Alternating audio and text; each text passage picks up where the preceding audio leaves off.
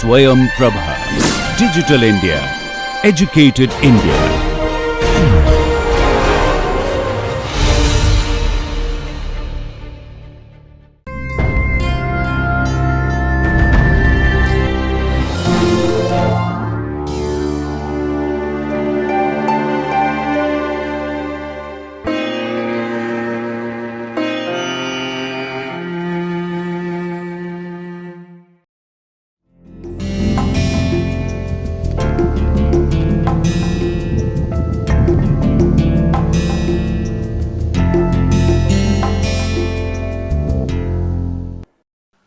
Welcome back, my dear friends. This is the 24th lecture for the Total Quality Management course. I am Raghunandan Sengupta from the IIT Department, IIT Kanpur. So, if you remember, we are discussing the control charts and how the change of the sample size from N1 to N2, which is from N old to N new, would give you different set of informations both for the X bar charts and the R bar charts.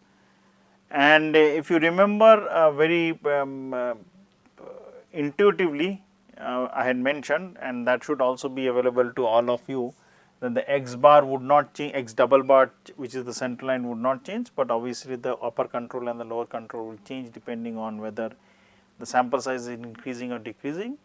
But when you come to the range charts, so you will find out the mean value R bar would also change. Similarly, the upper control and the lower control would change. Later on the fag end of the 23rd lecture, I did mention that those ranges would also depend on the type of error, or alpha and beta, which I mentioned about the consumer risk, producer risk, and also it will depend on what are the values of alpha. And I did draw the diagram. So, how you can understand that as alpha or the coverage is as change, 1 minus alpha would be the coverage, as the coverage change, how the limits change. And for a value of alpha as 0.002, you saw that the z value was coming out to be in the right hand side. That means from your side, if you look at the z value on the positive side, it was plus 3.09, and for a value on the left hand side, which was in the negative values, because we are considering the central value or the mean value as 0 for the standard normal distribution, the value would be minus 3.09. So, with this I will continue and also try to discuss that how, I will just very briefly discuss that how these alpha and betas basically affect your the central lines of the upper control and the lower control. Now, the X and R charts, when mu and sigma are known. So, we know that if they are known. So, till now we have considered they are not known, and hence we replace them with the characteristics from the sample. So, X double bar in the long run, as the more observations you take, it basically becomes exactly equal to the mu value. Similarly, should be the case for the standard deviation. The X bar charts, if mu and sigma are known, I should highlight this because this is very important to understand.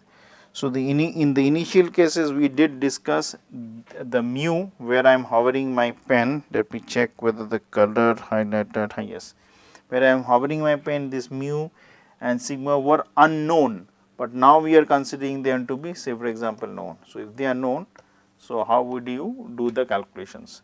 So, in the X bar charts, the UCL is basically becomes mu plus minus. So, UCL and LCL, I am just repeating the same thing. So, the limits would be plus minus 3 sigma by n. Now, this is important to understand. So, I will spend some time here, and I use the color black, and as required we will. Now, consider this is the central line, which is equal to mu. The upper control, lower control, we are mentioning this mu plus. This 3 value is dependent on the factor which was there. It may not be 3, it may be something else also. I will come to that.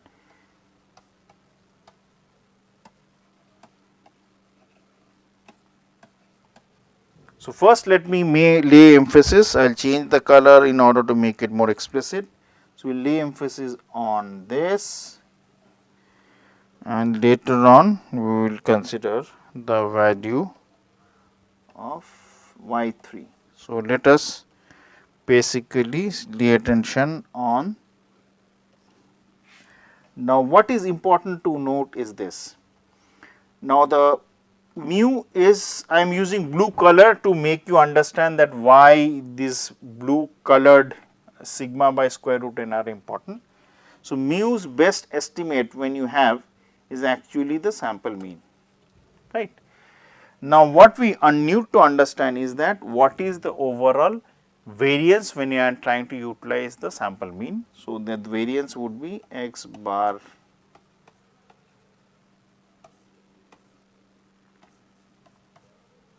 So, this would be the variance for the sample. So, if you are aware of basic statistics, the overall variance would be coming out with using some simple calculations would be coming out to be this. Now, this is the variance. Now, if it is the variance, obviously you have to find out the standard deviation. So, what you do, you take the square root, this becomes, so that is why. So, this calculation part I am just leaving it for the interested readers. He or she can basically study this. I am just highlighting it and bolding it. So, you will understand that how it can be used. So, this is x bar, understand the I am trying to find out the variance of the sample mean with respect to its population expected value. So, that is why it becomes sigma by square root of n.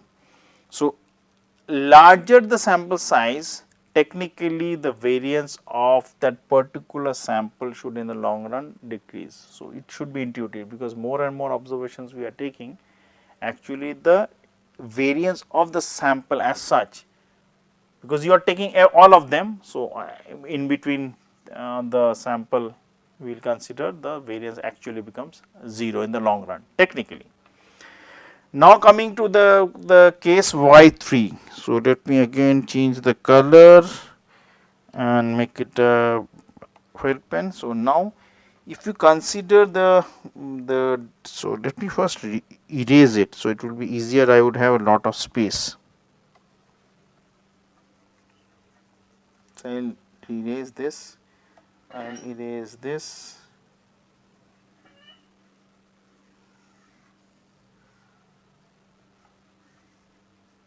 So, this I am sure you would have noted it down when you are doing the NPTEL MOOC course. Obviously, you can go back to the slides and understand that. So, I would try to use the color green. Yes. So, now consider the standard normal deviate. This is mu is 0 and variance or the standard deviation here is 1. Now, when I consider plus minus 1, I am covering about 67%. When I consider plus minus 2, I am covering about 97, 95. So, these are approximate value, you can check the table. When I am considering about plus minus 3, then that coverage overall is about 99. So, this value of minus 3 and plus 3 is what is being used for these calculations. So, minus p obviously would come from here. So, this will give you an idea. So, if I want to basically decrease the limits, so plus minus 2 sigma, so obviously the values of 3 would be replaced accordingly. If I want to basically make it plus minus 1 sigma, so the value of that coefficient 3 would be replaced accordingly. So, you have to be careful what is your overall level of confidence you are using. Now, remember one thing, you will in the 23rd lecture, the last slide which you considered, we did mention, I will change the color of the highlighter in order to make you understand. We did consider some alpha. So, this alpha if you consider, so I will use the highlighter of yellow color to make things simple. So, these values when I am trying to hover it, so actually the total coverage which you will have here would basically be 1 minus alpha. So, as 1 minus alpha changes depending on the value of alpha, the values of z alpha by 2 and obviously minus z alpha by 2 would change. So, if I am trying to cover about 99% of the area, so then the right value, which means this area onto the right and this area onto the left, would total sum up to about 1 minus 99, which would be 1%. So, 1% would be divided into 2 equal halves, which would be 0.5% onto the left, which is on this part where I am putting my finger, and about 0.5% on the right. So, once when I calculate it from the table, those values which will basically give me that information would be plus 3 onto the right and minus 3 onto the left. So, plus 3 minus 3, I am basically talking from the point of view of the diagram which I have drawn.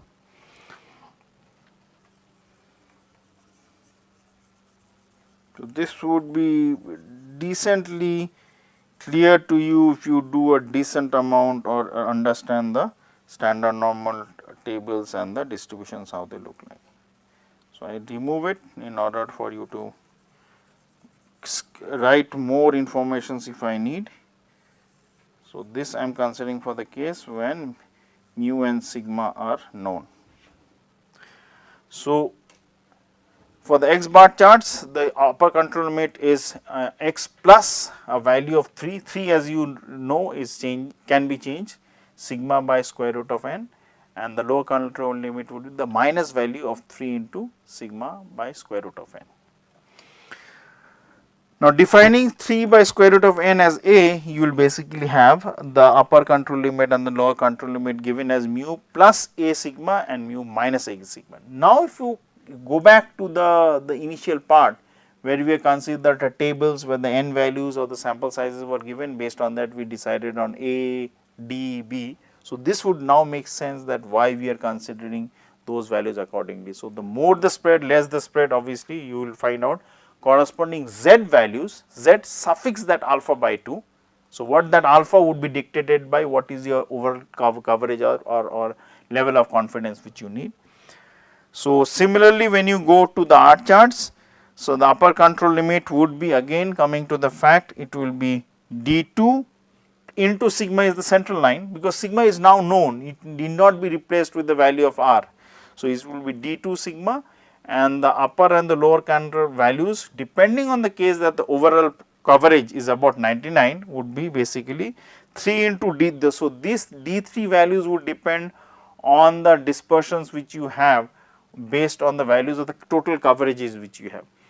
But let me tell you beforehand, obviously we are considering that the distributions based on the fact of sigmas also we tend to consider the central limit theorem to be true, but actually the distributions of the sample variance would technically be in the long run, if you understand the basic statistics and go into the depth, would be chi-square distribution, which we would use that later, but not now. For the R charts, the upper control limit would be d2 sigma plus 3 d3 into sigma. So, this d1, d2, d3, a1, a2, b and all these things can be found out from the table. So, I am not going to go into details for that.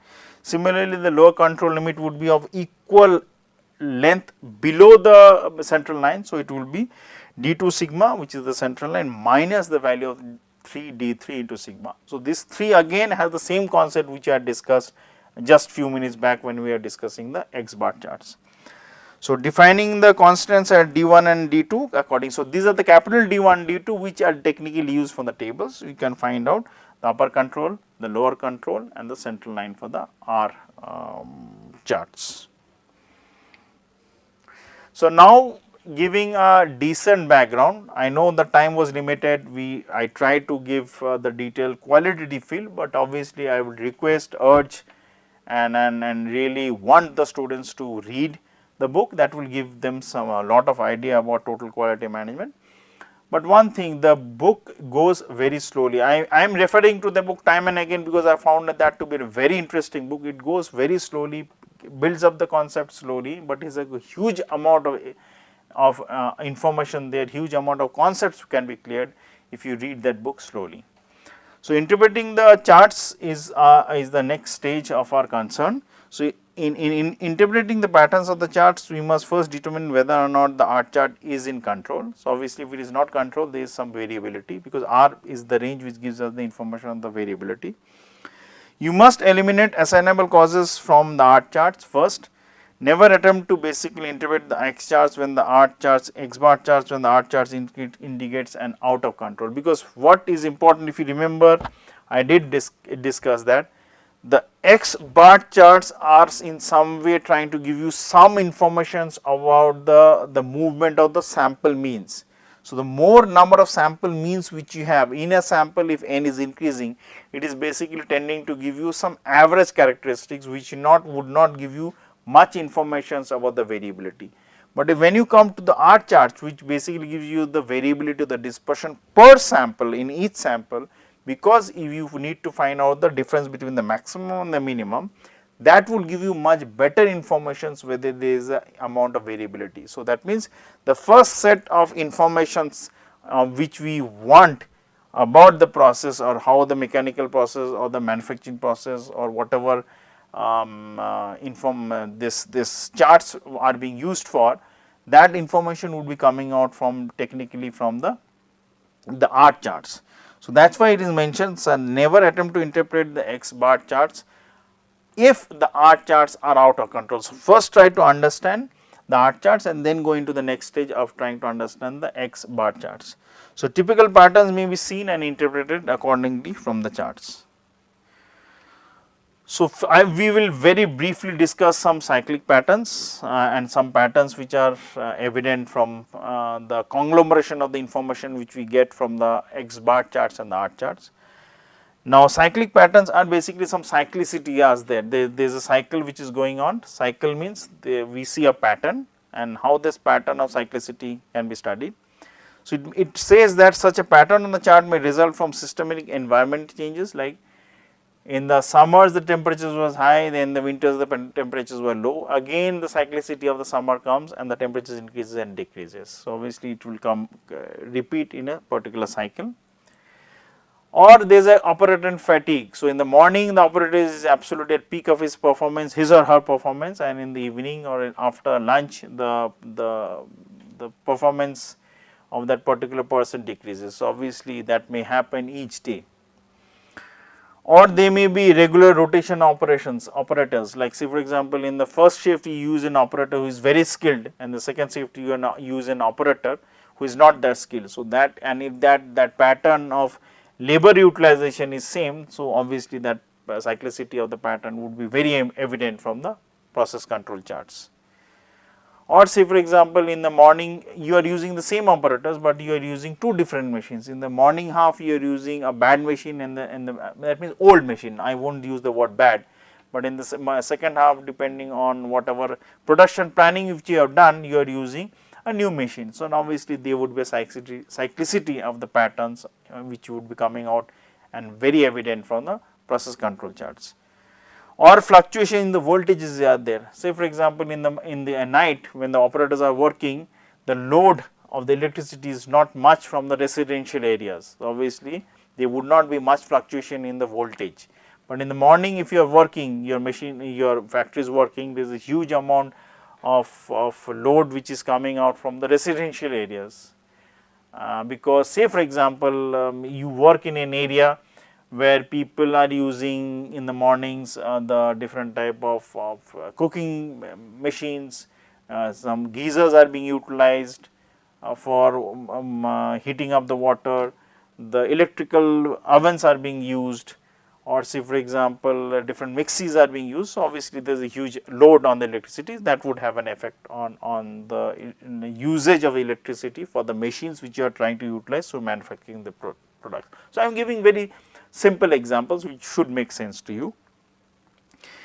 Or say for example you are using water to as a coolant, or you are using water to manufacture something for cutting tool at high pressure, and consider in the morning the water pressure is low because all the residential areas are using the water, and in the night the pressure is low because the water usage by other parties are less. So, there can be some examples like this which I mentioned: electricity usage, water usage, and operator being changed, machine being changed. Even if the same operator is there, fatigue being there in the afternoon, fatigue not being there in the morning. Maybe the fatigue in the evening would be the highest level because there the the overall efficiency of the worker keeps decreasing as the total working pattern of the operator comes to an end on a 8-hour shift. So, art charts will sometimes reveal cycles because of maintenance schedules. Maintenance schedules may be, say, let's say for example, the machine is not old, it is relatively new, but it needs a lot of maintenance. So, if the moment is maintained, all the different parts have been replaced, they have been oiled, they have been checked, then the variability would be much less. But as there is a wear and tear, depreciation, machine is being utilized day in and day out. So, obviously, there would be some change in the variability onto the higher side. As I mentioned, operator fatigue is there. Tool wear who can be one use, like in maintenance, when you check the machine, you change the tool, but as in tool wear and tear is there, obviously it will have a negative effect on the machinability of the products which are being utilized, and the efficiency may decrease of the tool, which would not give you the right product. So, if you see the patterns, they would be, I will try to basically use the red color. So, this cyclicity would be repeated depending on, say for example, this is day 1 from morning to evening, this is say for example day 2 from morning to evening. So, you see in the morning, due to some reason the upper control limit and the lower control limit, even if they are same, there is a cyclicity of how the readings are being done, and it will give you a lot of information about how the process capability is. There can be mixture of patterns. A mixture is indicated when the plotted points tend to fall near or slightly outside the control limit, and basically it repeats. There is a mix and match of different type of effects which comes out, or they fall slightly outside the control limit with relatively few points near the central line. So, there is dispersion, there is wayward movement of the points from the central line, but basically they are being cluttered in and around the upper control or the lower control, and gives you some signal that there is some different type of effects which can be considered as a mixture of different type of effects which are happening. A mixture pattern can also occur when output product from several sources such as parallel machines is fed into a common stream. So, there are different type of process are being done for a single product on different same type of machines. Some of them are old, some of them are new, some of them are being operated by a new worker, some of them are being operated by old worker. For some, the wear and tear of the machine due to some maintenance problem is there. For some of them, the maintenance problem is not there, because they are being maintained by the operator himself or herself on a regular basis. So, obviously, if those comes into the picture, you will see the mixture pattern would be repeating in such a way that you will find out that the effect of those assignable causes which can be controlled are slowly revealing their face through the charts, which can be either the X bar charts and the R charts. And you remember, again I am repeating, variability concept or trying to understand the variability of dispersion would be more important than trying to find out how the X bar chart behaves, because variability is an essence of production process, is an essence of any process which you take, because they are random. But if randomness basically exceeds a limit, it gives you some signal that there are some problems in the overall system for which corrective actions should be taken. They can be shift in the process level, that means due to some process capability being changed, or due to, say for example, the products are coming out much good because the raw materials input has changed, because you are trying to get some different vendor to get the raw materials, or if the coolant has been changed, because as you keep using the coolant, obviously there would be different types of factors which may be affecting the coolant. The temperature may be affecting the coolant, or say for example granule particles which or the residue particles when you do either grinding or some using the lathe machines, all these things enter the coolant, and you are not able to take those external particles from there. So, obviously the coolant effect onto the machinability may have a positive or a negative effect, whether the trend may be on the higher side, like they are moving towards the upper control limit, or they are moving towards the lower control limit. So, shifts may result from introduction of new workers, may change due to method change, may be due to the raw material change as I mentioned, or machines have been changed. So, a change in the inspection methods or standards can also apply, like say for example, a new inspection pattern or inspection idea has been used or utilized, or the inspector himself or herself has different concept of how he wants to take the readings, or rather than taking 9 o'clock in the morning, you are taking at say for example 9:15 in the morning. So, obviously those patterns would have an effect, and if we see the shift can either go on to the downward trend, whether positive or negative we will understand later on, or it can go into the upper trend. So, you have to basically understand in which direction is moving and what is the overall effect of this type of shift in the process level. There may be a trend also, that means continuous movement in one direction may be there. So, and this may basically give you some informations that there is a usual wear and tear of the machines, the tool being utilized very heavily, the coolant is heating up, or the machine is heating up, or the temperature is increasing and the summer is coming, or the temperature is decreasing as the winter is coming. So, there is I will continue reading the second bullet point, which means the causes of gradual wear and tear of these machines are there, which will basically give you there is a depreciation, there is a deterioration of the tool or some other critical process of the component.